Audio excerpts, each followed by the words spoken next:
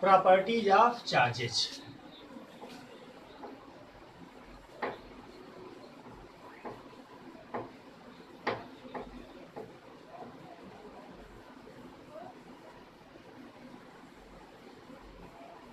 There are three basic properties of charges. Number one, additive property. Number दो,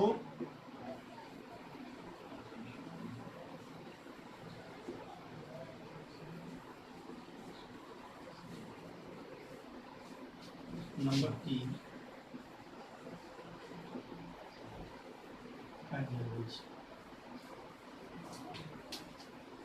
additive property, conservative property, quantization.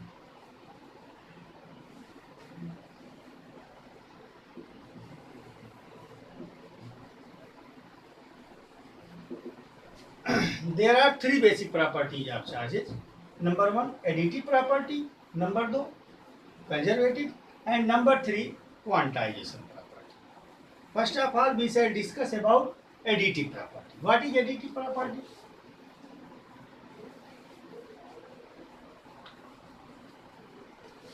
The total charge on an isolated system is algebraic sum of all charges present in that system.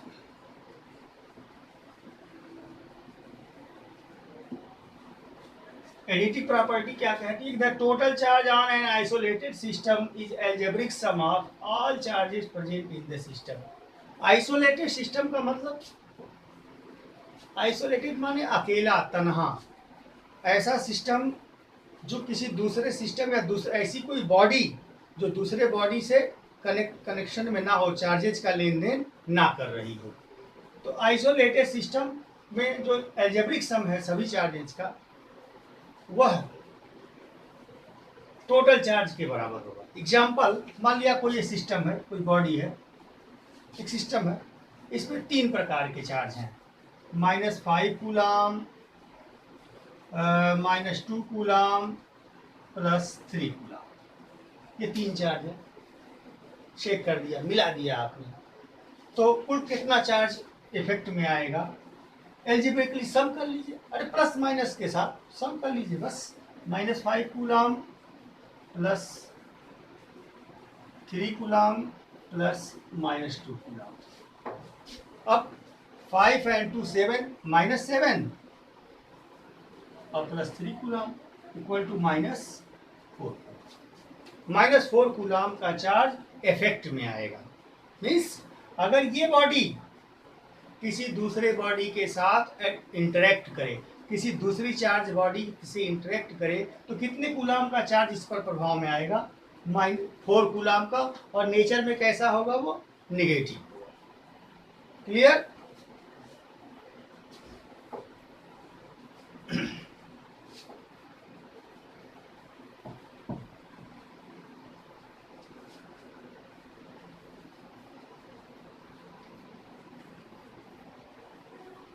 Number 2, conservation property.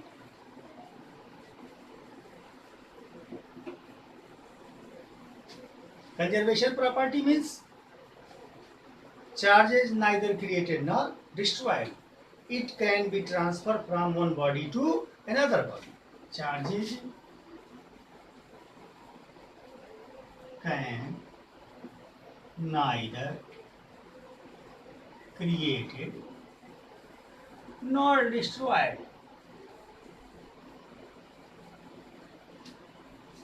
It can only transferred from one body to another.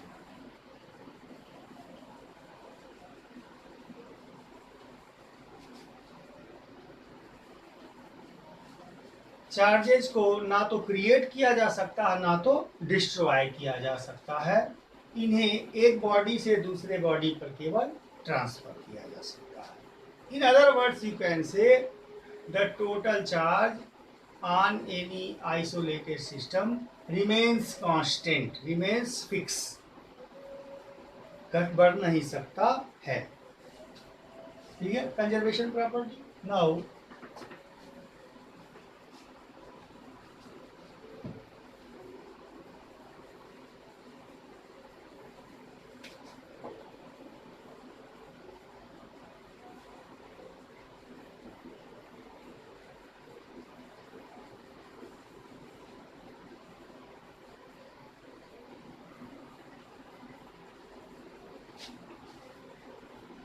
इस property में किसी भी body से पे कितना charge hold हो सकता है, किसी बॉडी, कोई बॉडी चार्ज होल्ड की है, इस बॉडी पे चार्ज ओरिजिनेट हो गया तो कितना चार्ज ओरिजिनेट हो सकता है, या इस बॉडी से दूसरे बॉडी पे चार्ज ट्रांसफर होता है तो कितना चार्ज ट्रांसफर होगा। इन सब बातों के बारे में चर्चा करेंगे।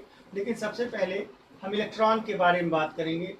इलेक्ट्रॉन जो है इस यूनिवर्स में सबसे छोटा चार्ज जो फ्री स्टेट में रह सकता है, एग्जिस्ट कर सकता है, that one is a charge on one electron equal to 1.6 into 10 to the power minus 19 coulomb. Nature में निगेटिव बेटे, हालांकि इलेक्ट्रॉन के चार्ज से कम चार्जेज, छोटे चार्जेज भी हैं, लेकिन वो फ्री रूप पे, फ्री फॉर्म में एग्जिस्ट नहीं कर सकते।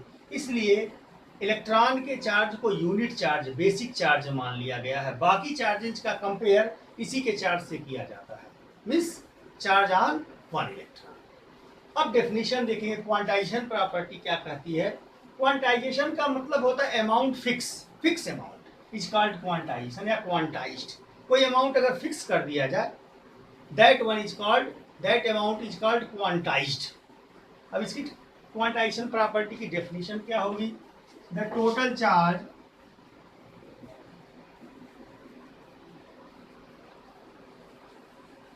possessed by a body is integral multiple of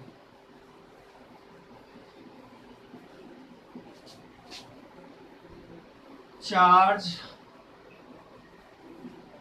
of one electron।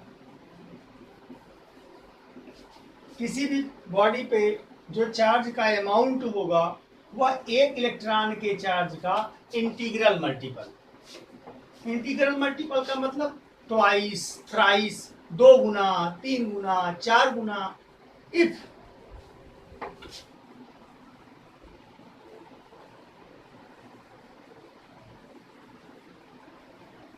Then Q equal to plus minus n, where n equal to Q charge,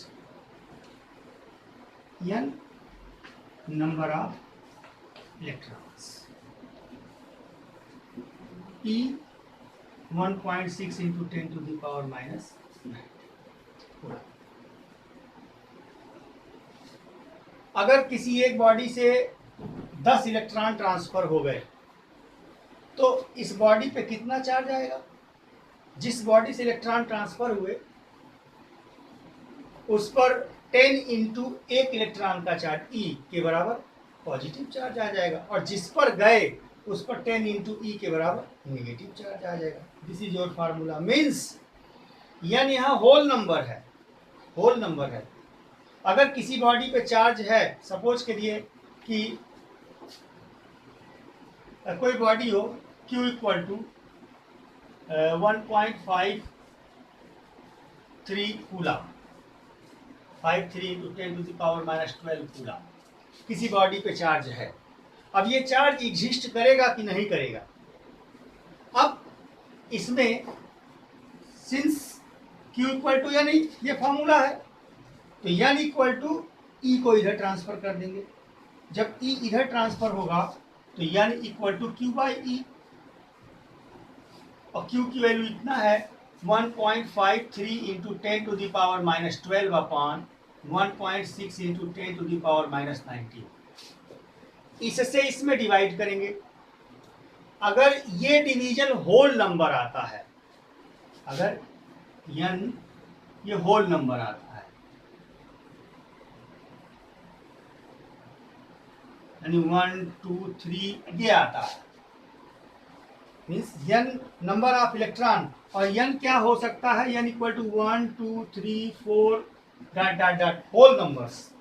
अगर ये डिवीजन होल नंबर आता है तो Q एग्जिस्ट करेगा, किसी बॉडी पे इतना चार्ज हो सकता है। और अगर इससे इसमें डिवाइड करने के बाद होल नंबर ना आए, डेसिमल नंबर आ जाए, फ्रैक्शन आ जाए, तो वह चार्ज होल्ड नहीं होगा। अर्थात जाहिर सी बात है, जब एक बॉडी को दूसरे बॉडी पर रब करेंगे, जो इलेक्ट्रॉन्स हैं वो total electron, 1 electron 2 electron 3 electron ऐसे जाएगा। अब half electron 1/4 electron is transferred, 1/4 electron 1/5 electron, not possible, means E/4 E/5 ये चार्जेस पॉसिबल नहीं है। ये कहता है quantization of charge, means the total charge possessed by a body is integral multiple of charge on one electron। एक electron का जितना charge होगा उसका इंटीग्रल मल्टीपल 2 गुना 3 गुना 4 गुना 5 गुना इस तरह से होगा। अब ये फार्मूला आपके सामने आ गया, इस पर अब क्वेश्चंस आप करेंगे। कैसे क्वेश्चंस आएंगे?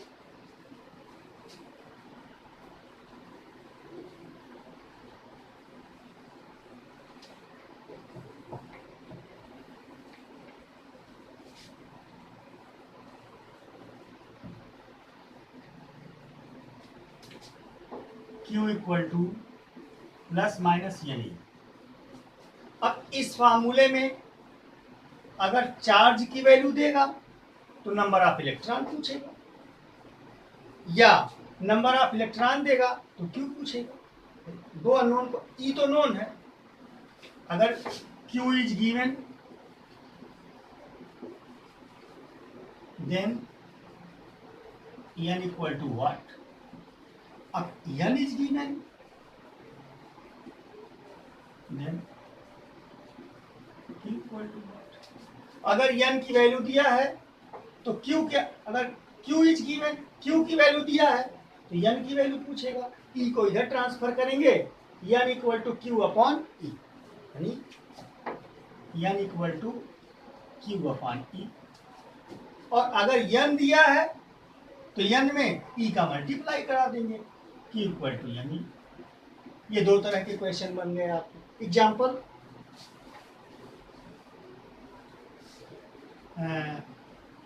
what will charge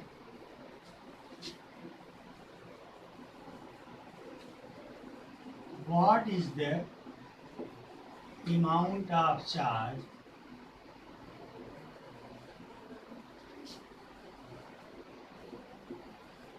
originate on glass rod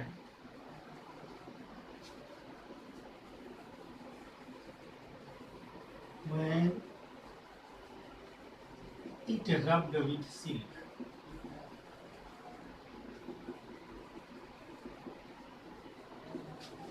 If 5 into 10 to the power 12 electrons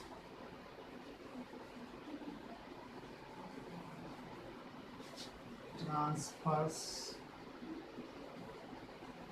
from glass rod, what is the amount of charge originate on glass rod when it rubbed with silk if 5 into 10 to the power 12 electrons transfers from glass rod? अगर glass rod को silk पे रब किया जाए उस पर कितना charge originate हो जाएगा? यदि ग्लास रॉड से अमाउंट ऑफ चार्ज कितना इलेक्ट्रॉन कितना ट्रांसफर हो रहा है 5 इंटू 10⁻12। तो ये n की value, this is the value of n equal to 5 into 10⁻12। Then q equal to n into n की वैल्यू कितना ले लेंगे, इतना।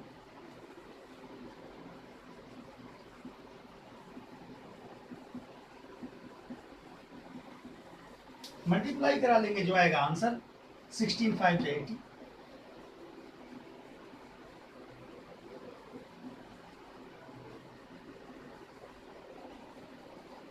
इतने कूलम का चार्ज ओरिजिनेट हो जाएगा। इस तरह से छोटे प्रॉब्लम्स देते हैं इस पे, या एक आध टाइप के क्वेश्चन और अगर मास दे दे आप, इसके अलावा एक आध टाइप का क्वेश्चन और।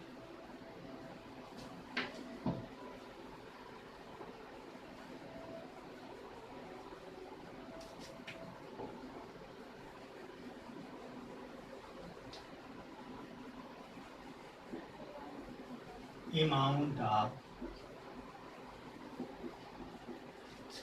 positive or negative charge in a cup of water। एक कप वाटर में अमाउंट ऑफ पॉजिटिव और निगेटिव चार्ज पार्टिकल्स की वैल्यू आपको बताना है। एक कप वाटर का मतलब 250 ग्राम। पॉजिटिव और negative charge in A cup of water, एक कप ऑफ वाटर और 250 ग्राम, 250 ग्राम, एक कप ऑफ वाटर 250 ग्राम। अब इस तरह के क्वेश्चन में आपको मास दे दिया, वाटर दे दे और कोई सबस्टांस दे दिया, जिसमें आपको पॉजिटिव चार्ज कितना होगा, निगेटिव चार्ज कितना होगा पता करना है। इसका सलूशन कैसे करेंगे, ये Q इक्वल टू n ही पे ही है। सबसे पहले तो आपको मास दिया है, मास ऑफ वाटर,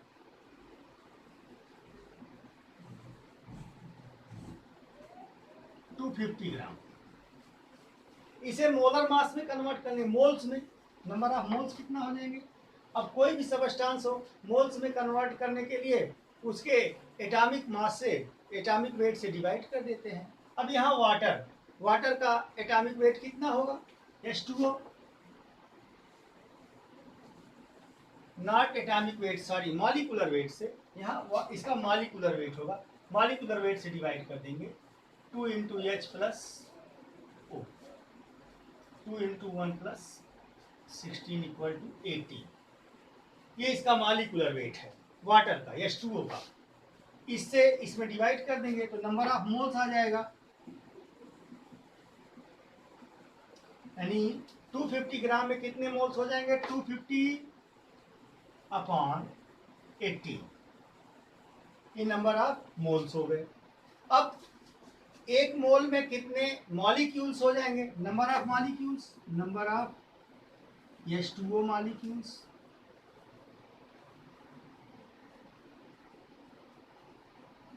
इसमें एवोगैड्रो नंबर से मल्टीप्लाई करेंगे।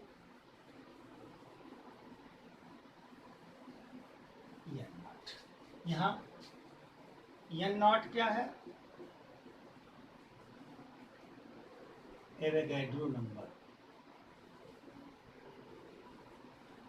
n naught equal to 6.02 into 10⁻23। ये न्यूमेरिक वैल्यू है जिसको 11th लेवल पे आप लोगों ने पढ़ डाला है। तो 250 अपॉन 18 इंटू 6.02 इंटू 10⁻23, ये आपने इतने से मल्टीप्लाई करा। अब इतने मॉलिक्यूल हो गए, means number of H2O molecules in 250 ग्राम। 250 ग्राम में H2O के कितने मॉलिक्यूल होंगे, सबसे पहले उसे मोल्स में कन्वर्ट कर लिए, उसे मॉलिक्यूलर वेट से डिवाइड करके, और फिर उसमें एवोगैड्रो नंबर से मल्टीप्लाई करा दिए, नंबर ऑफ मॉलिक्यूल हो गए।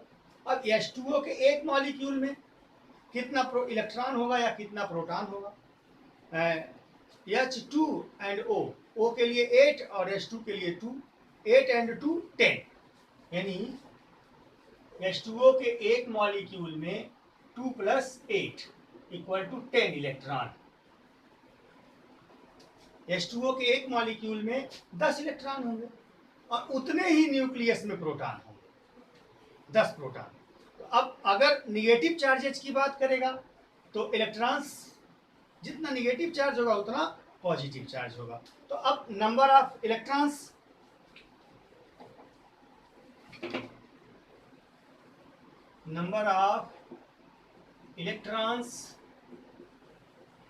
in 250 gram water equal to इतने में 10 से मल्टीप्लाई करेंगे, 250 upon 18 into 6.02 into 10 to the power 23 into 10, इतने इलेक्ट्रॉन हो जाएंगे।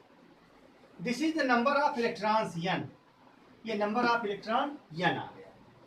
अब अगर निगेटिव चार्ज आपसे कहता है तो Q equal to plus minus या नहीं है, तो माइनस या नहीं हो जाएगा, मीन्स इतने में एक इलेक्ट्रॉन के चार्ज E से गुणा करा देंगे, n की वैल्यू आ गई, ये n की वैल्यू है, तो कितना निगेटिव चार्ज होगा, E का मल्टीप्लाई करेंगे। So Q equal to minus